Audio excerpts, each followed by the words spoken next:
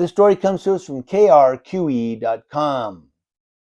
An Isleta, New Mexico police officer goes from cop to accused as he's stripped of his badge and put behind bars, now facing a federal lawsuit for what he's accused of doing to a DWI suspect he was supposed to be taking to jail. Now, a New Mexico State police officer read to then Officer Leon Martin, "You have the right to remain silent. Anything you say can and will be used against you in a court of law."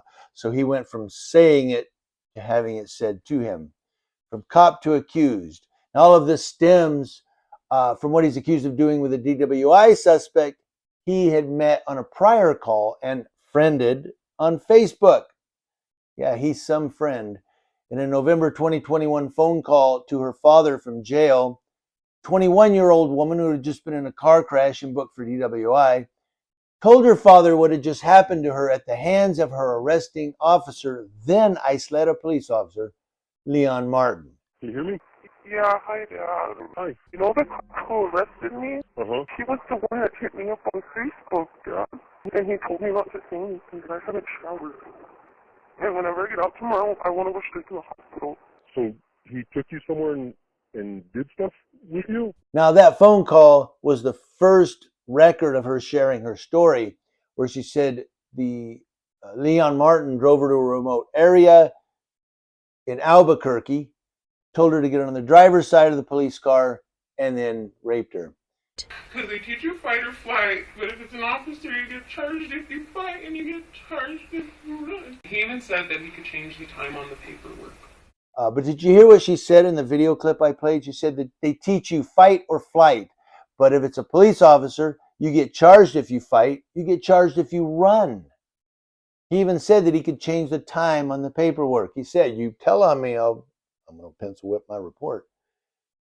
Now, she reported the rape, and New Mexico State Police arrested Leon Martin. He was booked into the MDC, which is the Metropolitan Detention Center, in November 2021 and charged with all felonies: 2 counts of rape, false imprisonment, demanding or receiving a bribe, and violation of ethical principles of public service. Boy, so many officers could be charged with that one. Now, Leon Martin told state police investigators, "To be honest, I do regret it." To be honest, I do regret it. It did escalate, I'm not going to lie. I could have prevented it. I should have prevented it, but it escalated too far than what I wanted it to. I mean, you're going west Right. when you should be going south. Right.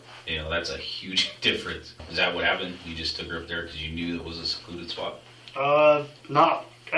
Yeah, but no. You obviously were wanting to have sex with her. If you didn't want to have sex with her, you wouldn't have had sex with her, right? Well, she said that she did want to talk, and that's when it did escalate. To be at Loveless when I left, there's an hour and a half of time missing before I got back to the jail, Dad. You don't regret it. You regret getting arrested for it. That's what you regret getting caught. Get it right. I shouldn't have did it. Yeah, because you got arrested for it. You'd not got arrested, you'd have lived with this for 10 years. With his criminal case pending, his alleged victim is now suing Leon Martin and the state of New Mexico for negligence, arguing the state negligently failed to properly train and supervise Martin. Boy, the places we could go with that statement regarding American law enforcement. Now, the lawsuit has reached federal court, and the woman told her dad, her father, "You could see at Lovelace when I left, there's an hour and a half time missing before I got back to the jail, Dad." Missing. Why? Because at the heart of the case is evidence that Martin drove her to a secluded road near the MDC instead of straight to booking in Valencia County.